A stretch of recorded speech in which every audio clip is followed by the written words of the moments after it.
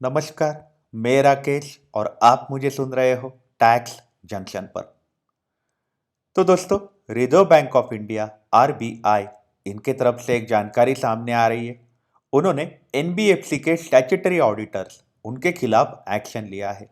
आइए करते हैं हम उस बारे में बातचीत।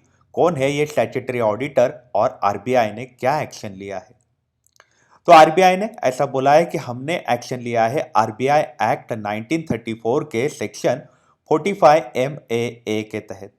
अभी आरबीआई एक्ट 1934 का सेक्शन 45 एम ए ऐसा बोलता है कि ऑडिटर ने क्या क्या काम करने चाहिए, ऑडिटर की क्या क्या जिम्मेदारियां होती है। अगर ऑडिटर वो जिम्मेदारियां नहीं निभा पाता है तो आरबीआई एक्शन लेती है, और वो जो एक्शन होती है वो एक्शन होती है 45 एम ए के तहत। एमए में जिम्मेदारियां बताई जाती है और एक्शन होता है 45 एम ए के तहत, अगर जो जिम्मेदारियां एमए में बोली है वो ऑडिटर ने नहीं निभाई तो। अब एमए में जिम्मेदारियां कौन सी बोली है? तो बैंक ने जो भी डिटेल्स मांगे रहेंगे एनबीएफसी के, वो सारे रिपोर्ट्स, इंफॉर्मेशन, जो भी जानकारियां है, जो भी डॉक्यूमेंट्स है, वो सबमिट समय पे करने चाहिए रिजर्व बैंक को। एनबीएफसी के जो भी चीजें हैं वो रिजर्व बैंक को उन्होंने balance sheet, profit and loss account, हर एक चीज़ की जानकारी देनी चाहिए। एनबीएफसी की जो भी जानकारी है आरबीआई को देनी चाहिए, जो भी आरबीआई उनसे डिमांड करती है वो। अगर वो जिम्मेदारियां अगर नहीं निभाई तो बैंक एक्शन ले सकती है, जो डायरेक्शन दिए है 45 एम में वो। अब रिजर्व बैंक ने ऐसा बोला है कि हमने जो चार्टर्ड अकाउंटेंट फर्म है उनके खिलाफ एक्शन लिया है। वो फर्म का नाम है messrs Haribhakti and company LLP. Haribhakti and company LLP ये आते हैं मुंबई से, अंधेरी वेस्ट से आते हैं। इनके खिलाफ एक्शन लिया है रिजर्व बैंक ऑफ इंडिया ने। अब एक्शन क्या लिया है? बट ऑब्वियसली 45 एम ऐसा बोलता है कि आरबीआई स्टैट्यूटरी ऑडिटर को काम से निकाल सकती है, और लगभग 3 साल तक वो रिजर्व बैंक और रिजर्व बैंक जो जो जहाँ जहाँ उनके एंटिटी है, जो आरबीआई रेगुलेट करती है, वहाँ पे वो ऑडिट नहीं कर सकते। तो ये केस में उन्होंने ऐसा किया, हरिभक्ति एंड कंपनी एलएलपी के खिलाफ एक्शन लिया है, और ये एक्शन लिया है 2 साल तक का।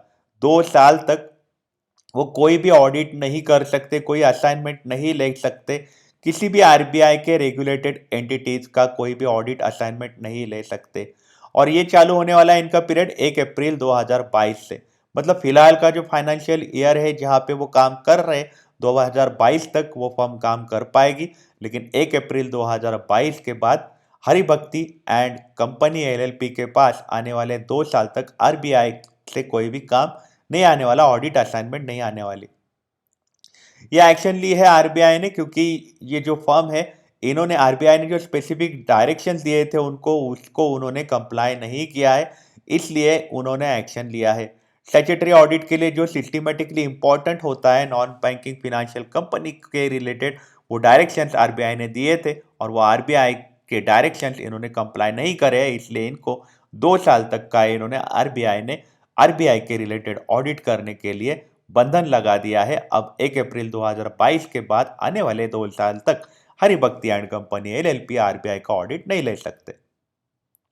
लेकिन यहाँ पे आरबीआई ने क्लैरिफाई किया है कि अभी फिलहाल जो काम चल रहा है, मतलब 31 मार्च 2022 तक का काम जो चल रहा है, उस पे कोई भी तकलीफ नहीं होगी।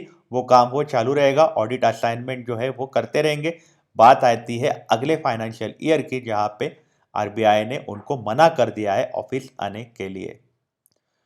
तो आपकी इस बारे में क्या राय है, हमें आप कमेंट सेक्शन में ज़रूर बताइएगा। आप अपना ख्याल रखिएगा। अगर आप काम के लिए बाहर निकल रहे हो तो आप अपने आप को सैनिटाइज ज़रूर करिएगा।